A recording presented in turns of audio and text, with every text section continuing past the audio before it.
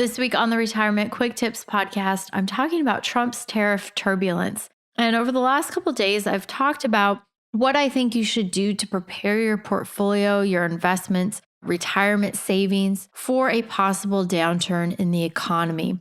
The reality with tariffs is that there's a big question mark around them about how that's going to trickle down. The likely scenario is that it'll probably have a mild to moderate negative impact on the economy. Could be enough to send us into a recession, maybe not. If the impact is strong enough to send us in a recession, is it going to be a mild recession? Is it going to be a moderate one? Is it going to be more severe? I mean, there's so many question marks. Nobody has a crystal ball. Nobody can see into the future. Only God knows what's coming. The best we can do is just prepare yourself, prepare your investment portfolio for tougher times ahead. Because whether or not a recession comes this year or next year or 2 years or 5 years from now, it is coming at some point. And we don't want to be caught on our heels when that happens. I talked yesterday about getting out of a complacent state of mind, which I think most investors are still in right now. And so today I want to talk about concretely of some of the areas that you may want to consider increasing and repositioning into within your portfolio. Because again, we don't have any control over inflation. We have zero control over Trump's tariffs or potentially retaliatory tariffs from other countries or what ends up happening and how that all plays out. It's going to take time anyways for that to trickle down into the economy. And so we're just at the mercy of that. However, there are some specific things that you can do to position your portfolio better. I already talked about reducing your percentage in stocks. If you're too high in stocks right now, do it. The market is at all-time highs. It may not be at the exact high watermark, but it is so close. It is within reach of its all-time highs. Is it going to keep marching forward? I don't know. Everybody seems to think so. And that's where the complacency factor kicks in. So don't let that happen to you. Be prudent and smart with your investment portfolio. It's better to protect yourself somewhat on the downside than to just hope and pray that everything continues the way it has been. How do we actually look at this? Well, I would definitely, if you don't have the recommended amount already in cash and money market savings, this could also include shorter term CDs. I would position your bank account and your portfolio so that you do have adequate amount in cash. If you're still working, if the economy slows, are you looking at a potential layoff or job loss? Certainly what is happening with DOGE and the federal government, I know of at least one person I can think of off the top of my head, 2 people who are involved in the cuts with DOGE there. So there could be job losses as a result of a slower economy. Unemployment rate could tick up.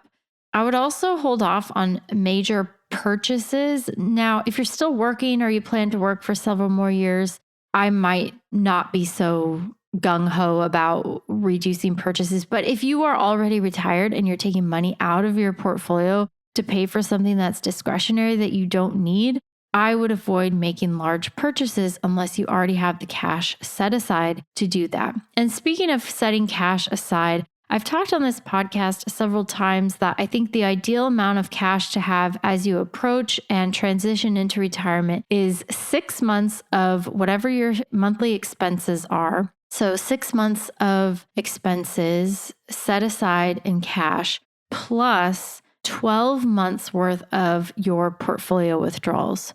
So those numbers are usually 2 different things, because you might be taking Social Security. And so your portfolio withdrawals are going to be less than your monthly expenses. But if you add up those 2 categories, make sure you have 12 months worth of portfolio withdrawals plus 6 months of your expenses in cash, money market, short-term CDs. And what that allows you to do is if you are already retired and you are taking withdrawals from your portfolio, it allows you to pause your withdrawals for a year. And that will help to stop the bleeding in a really bad bear market. I already talked about repositioning, rebalancing, reducing the percentage in stocks. But the other key to success in terms of not feeling the impacts quite so much of economic and market decline is to have plenty of cash and money market, CDs, etc.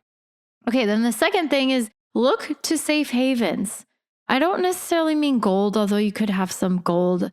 What I'm talking about, though, are dividend paying stocks, particularly dividend growth stocks. They have like economic moats around them.